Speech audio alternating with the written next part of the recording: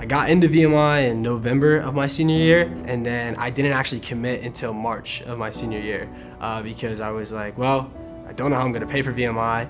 I want to go somewhere like VMI, but I'll just enlist and then maybe defer for a year and go to VMI later. I remember like sitting down and trying to break down the cost and try to figure out like, because I didn't have a college fund. I didn't have like a savings or anything like that. And so it was kind of like one of those, am I gonna pull out, you know, 120 whatever $1,000 in loans to be able to go somewhere like VMI, or do I, you know, go a different route? When I found out that I had received like scholarships and things like that to come to VMI, it was definitely a relief. I was at IHOP with my mom actually, and I remember getting this email, and I click on it, and I just remember like looking at it, and then looking at my mom, and then looking at it again, and then sliding my mom my phone and being like, is this real? Like, is this actually what it comes out to? And she was in shock too, being like, okay, I'm actually able to afford to come to VMI now.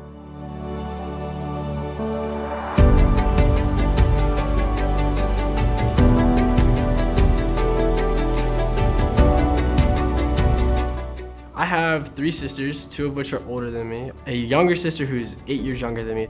I come from a single parent household. I think that's a struggle that some cadets go through that others don't understand. And you can push through and succeed and go somewhere like VMI and then become a commissioned officer in the military and do great things even though you don't come from the greatest background.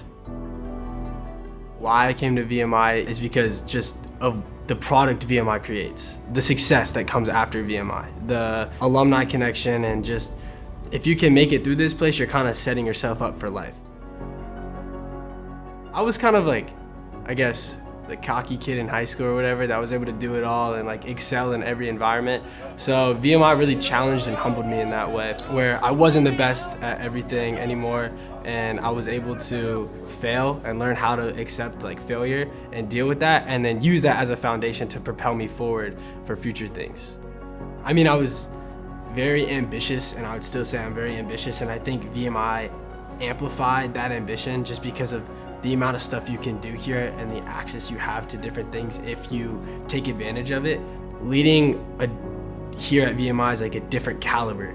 You're learning how to be a military leader, a future officer, or you know, leading the civilian world, and then you're taking those skills that you're learning in your classes and then you're applying them real life to, you know, for me, I have 6 corporals that on my staff that I work with all the time, and then I have, you know, a cadet lieutenant that I go to and report to, and just the structure here, you learn that military dynamic of how to be a follower and how to be a leader.